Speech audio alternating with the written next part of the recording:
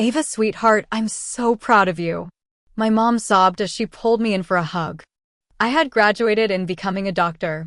All the hard work and hours of studying had finally paid off. I couldn't contain my excitement or the tears that were rolling down my cheeks. I was happy and I couldn't wait for the next chapter of my life to begin. It's you against the world now, baby. You done it. You made something of yourself. I love you.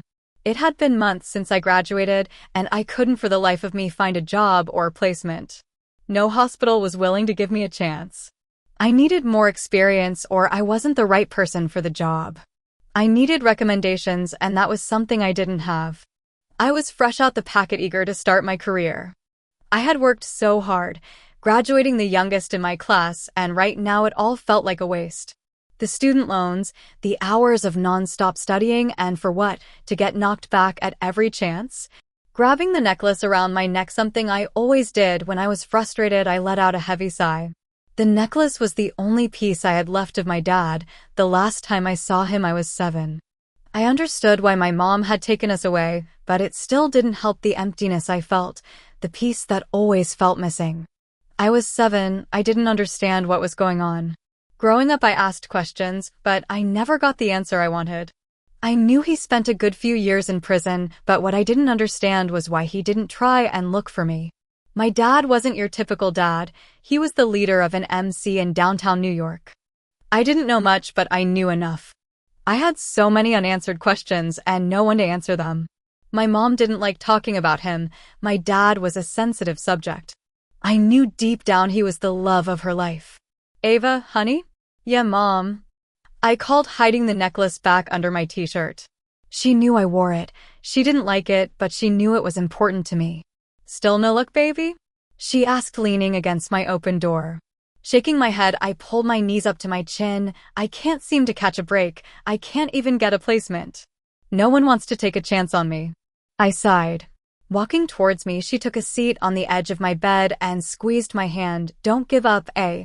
It'll happen when you least expect it, and besides, they'd be fools not to hire you. She kissed my forehead before standing back up. You hungry? Not really. How was work? I asked. My mom worked at the local hairdresser's as a beauty therapist. Standing at 5'5" and 39 years old, my mother was beautiful. She had me when she was young, but she never gave up.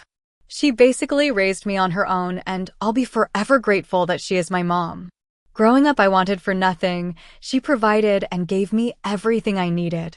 She worked hard for the life that we both have. Long and tiring, my feet are killing me. She winced as she removed her shoes and placed them beside my bed. I never did understand why she wore heels to work when she was on her feet all day. Flats would be a better option for her. Appearance was everything to my mom. Her hair was always done to perfection along with her makeup, especially when she was working. Come have a glass of wine with your mom. It's been a long day and I sure as hell need 1 inch. I couldn't say no to that.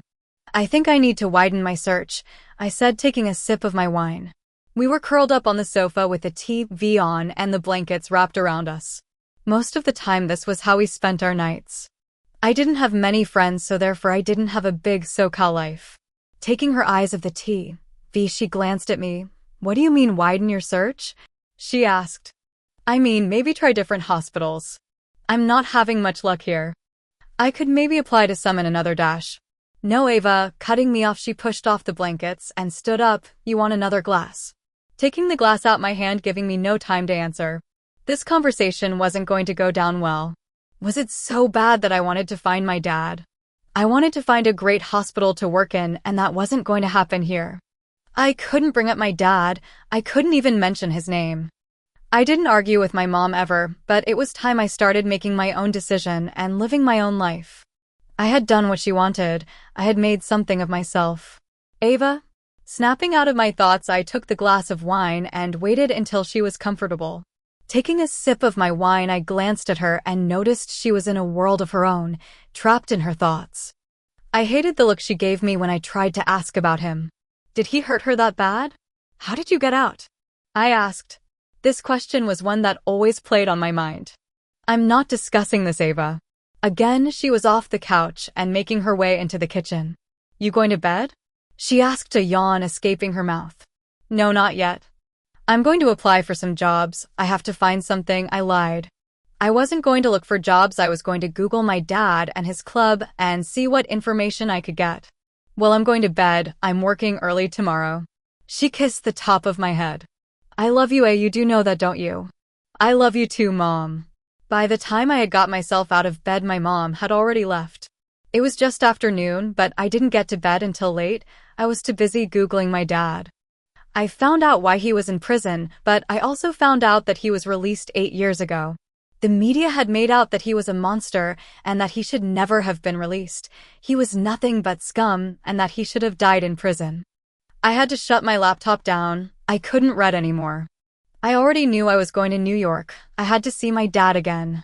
It had been 16 years. I had waited long enough.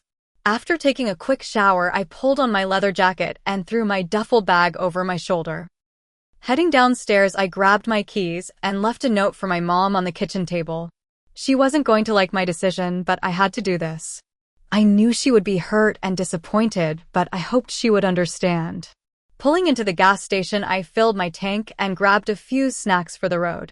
It would take me at least 2 days to get to New York from California. As I waited to be served, my mom texted, and instantly I felt guilty. We had a great relationship. Growing up, I had the best childhood, and for as long as I could remember, it had always just been the two of us. Going to be late tonight, honey. You be okay to get dinner yourself? X. Chewing the inside of my cheek, I paid for my stuff and got the hell out of there. If I didn't leave now, I never would. The last thing I wanted to do was hurt her. It was Friday morning when I finally seen the Welcome to New York sign. I was exhausted and I badly needed caffeine. I hadn't slept proper in 2 days other than getting a half hour here and there. I had been ignoring my mother's phone calls. I couldn't talk to her right now. I couldn't face the hurt and the guilt. Turning off the engine, I grabbed my bag and headed inside a small coffee shop.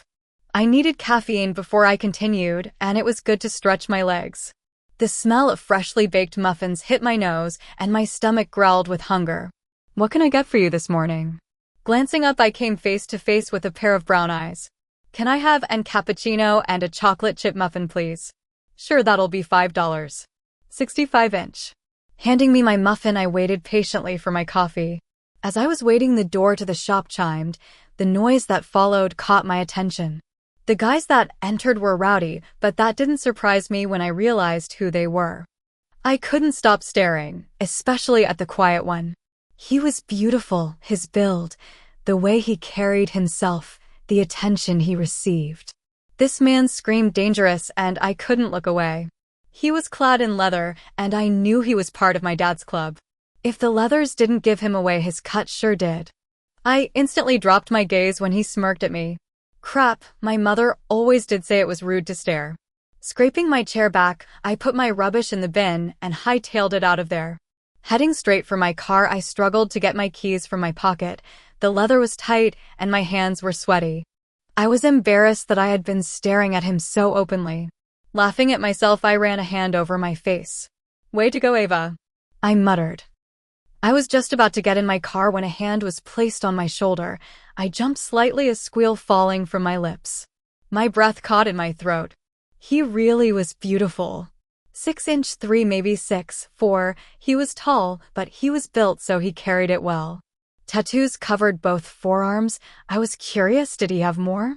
Looking up, my eyes landed on his. My mouth became dry. My stomach tightened. I didn't understand why I was reacting this way to a man I didn't know. Got a name, darlin'?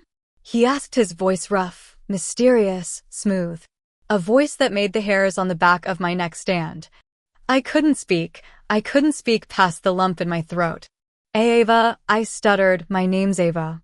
Seeing the grin form on his face, my eyebrows furrowed. Why was he grinning?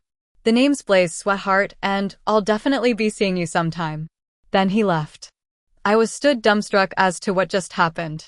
Who was that man? Please download Novels Ago and search the code in the upper left corner to continue reading.